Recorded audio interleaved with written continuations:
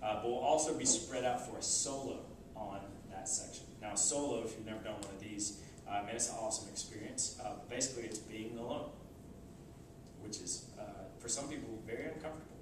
You know, when I did a wilderness semester way back in the day, I did a solo, and I realized, you know, I've been alone a lot, like driving somewhere, or at my house, or, you know, driving somewhere and then at a house, or, you know, whatever, and I realized I've never really been in the same place alone for very long. And it's a really eye-opening experience when you're alone somewhere without distractions of TV, technology, or even other people, you know, to be able to do some inward looking, you know, and just talking to the Lord and reading the scriptures. And it's really a rich time. I realized, you know, what we'll do is we'll drop students off, kind of instructor at this end and this end, and we'll drop students off far enough to where you can't see each other, but where you could hear each other if you yelled, you know. So basically, we'll drop everybody off kind of in a line-ish, or in an area, and then collect everybody at the end of it. But you'll kind of have an area where you'll have boundaries. And so you can't leave these boundaries or else you'll run into other people, you know. And so when I did my semester, I realized I sat there in the same little area, and I woke up before the sun came up, and then basically realized I'd never, you know, I was 23 at the time. I realized, you know, I've never watched the sun all the way. I've never watched it go from sun up all the way across and go sun down.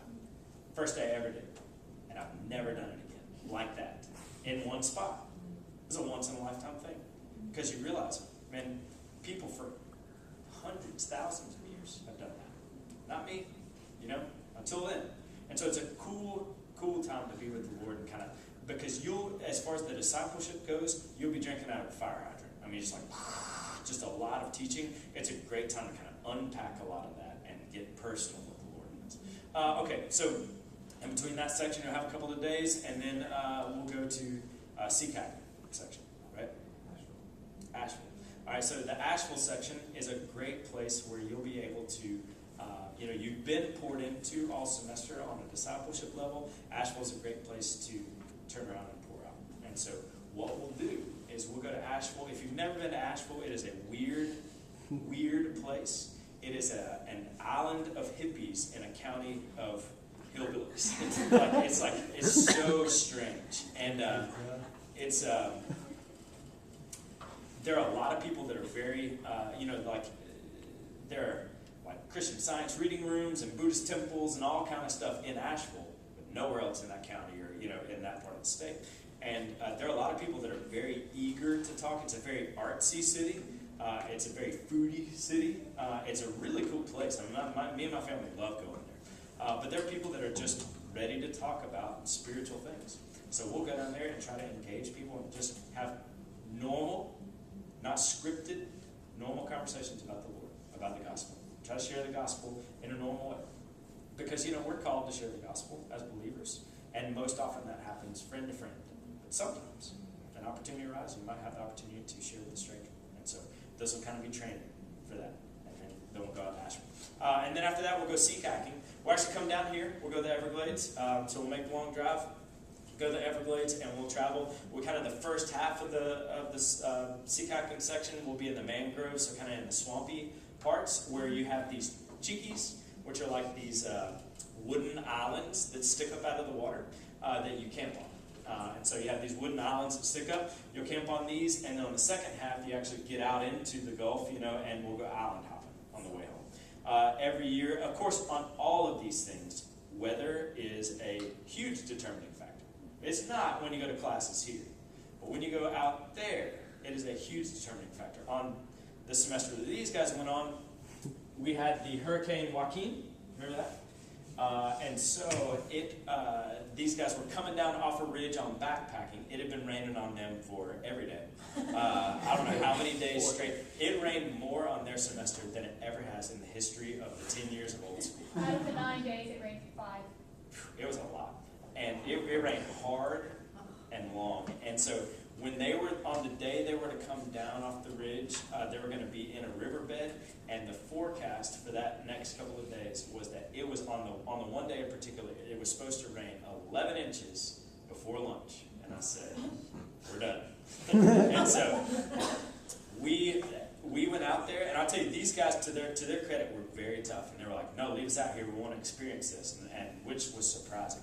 And they were very tough and wanting to stay. But we said, y'all go die. so we got to go. And so what we did is we said, all right, we're going to give backpacking a pause, and we're going to go, we went rafting, right? Right. Yeah. So we did the river, which seems like the river, but it's like dam controlled, so the flow is really regulated. So we did the river, and then we did back to the backpacking remix, right? And we got more rain the second time. Where they got more rain the second time, But it wasn't as bad. no flooding. Yeah. So everything's kind of weather contingent. So like climbing, it's kind of true to real life, right? Where your weather might ruin a trip sometimes. You know, where on old school we'll change things up, and so you're not getting trips ruined, but it will definitely alter our plans sometime during the next semester, as it will every semester. So we'll be flexible, and that'll be awesome. So, but sea kayaking, we'll kind of out on the backside of it. We'll hop island to island to island before we come back and head back up. You will have, if you do the semester, you'll have Thanksgiving week off to be with your families. If you do not have a place to go, you're welcome to spend Thanksgiving with our family. We love that. We've had several old schoolers take us up on that in the past because they've lived in other countries or other places. So Idaho. or Idaho. Yeah. Now the next section is our missions section. And in the past, we have done a lot of missions in Honduras, where we have gone to Honduras. There's a big orphanage there that has about 500 kids, more or less, and about 14 staff members. And so they are well overrun. So a lot of it's kids raising kids kind of thing. And so we go there and try to. It's a very, very nice place. Very nice. You'll think, all right, orphanage in Honduras. You get prepared, and then you go there. You're like, oh, this place is very nice. And so we go there and just try to build relationships with these guys. Mainly the older kids that are doing the work, and so we'll build relationships with them because many of them have heard the gospel a lot, but it's not, they don't have a relationship with Christ. Many of them. Many of them are not believers, but they've heard the gospel a lot, or it's not like they're not living it out, or maybe they just need encouragement because a lot of these guys do have moms and dads, but they're not in an economic situation to be able to take care of their own kids, and so their moms and dads are either in jail or can't take care of them, and so they're over here. Some of them, their moms and dads are gone, and so some of them are orphans in a true sense. But it's an awesome trip when we get to go down to Honduras and minister to those guys. The other thing we also do for missions, and this will be our first year doing this, we're really excited about it, is we wanted to put in a component where we actually were talking to unreached people groups. And you guys go to Christian University, you know what I'm talking about when I say unreached people groups. People who've never heard the gospel. However, the unreached are unreached for a reason, because they're either super far away in a really difficult geographical location, or they are super far away politically, and it's dangerous to go there. But one of the things that's crazy, kind of a trend in missions now, is kind of there's a lot of urbanization going on, where folks are moving from rural areas to cities, to mega cities. So big cities are getting bigger and bigger, and God, the way He's doing it to reach every people group is He's gathering them together. And it's awesome, because then we can send missionaries out to these mega cities, and they can reach people who before geographically were very difficult to reach just because of urbanization. Now, Atlanta, believe it or not, Atlanta, Georgia, is a huge center for refugees. There are refugees in Atlanta. There's one suburb of Atlanta that the government has relocated literally hundreds of thousands of refugees from Somalia, from Iraq, from a lot of different places, and many of these people have never heard the gospel. And so what we're trying out this year, in an effort to reach unreached people groups, which we can't take a full semester of old schoolers over to the Himalayas and go village to village. It would cost us tons and tons of time and money. And so, but they're in our backyard.